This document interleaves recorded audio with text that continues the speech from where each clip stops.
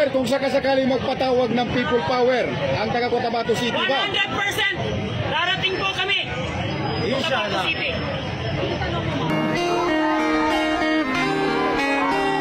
Sa piling mo, di ko mawawala ang korupsyon.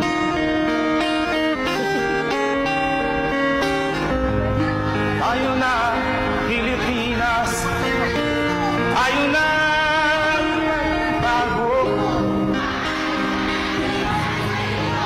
Hawak kamay tayo.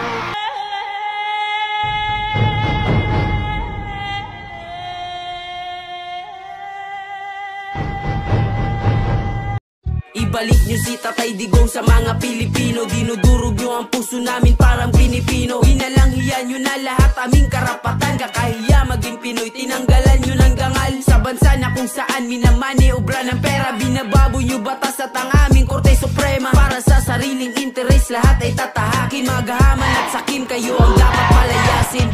Parang minalan nyo kami ng ama. Isang tunay na lider na mahal namin talaga. Hinangad niya lang sa bayan natin maipadama ang saganang pamumuhay na walang takot na dala. Binangga niya ang lahat para ang bayan ni Juan makatikim na mapayapang buhay at masimula na tumayo at makabangon dahil sa kaululan ng mga ganid na politikong walang kabuluhan. Durugista, kriminal, rapist at magnanakaw. Tinugis niya at ang kamay na bakal ng ibabaw. Kaya maraming elitista na sa kanya ayaw dahil di siya kayang diktahan ng mga utak bangaw. Pas ngayon ay yuyurakan ng pangalan niyan, dala ng mga taong nasa posisyon mapagsamantala. Mga walang utang na loob na dinadala. Pagtanaw na lang sana pinalibing ang kanyang ama.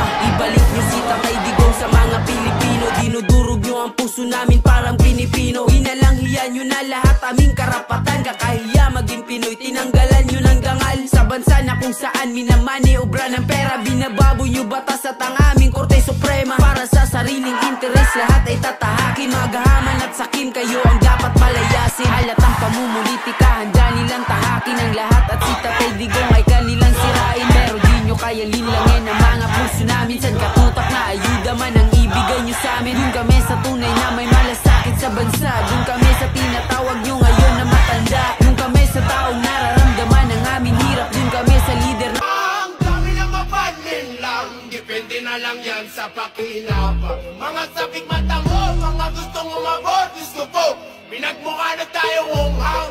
Ang dami na mapadlin lang, depende na lang yan sa pakinabang. Mga sabik mata mo, mga gustong umabot, gusto po, pinagmukha na tayo unghang. Di mo na mabubura. Ibalik nyo si Tatay Digong sa mga Pilipino. Dinudurog nyo ang puso namin parang Pinipino. Hinalanghiyan nyo na lahat aming karapatan.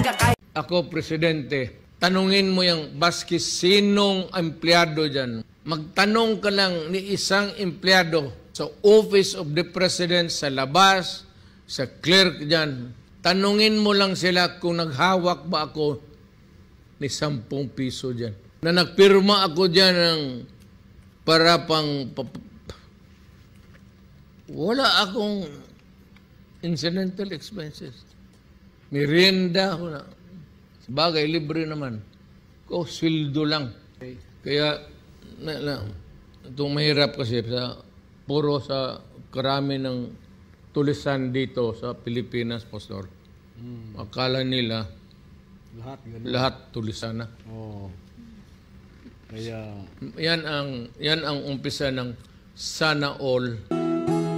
Masdan mo ang paligid, alamak mga krimen, rape, droga at mga nakawan, dapat nga mapigilan.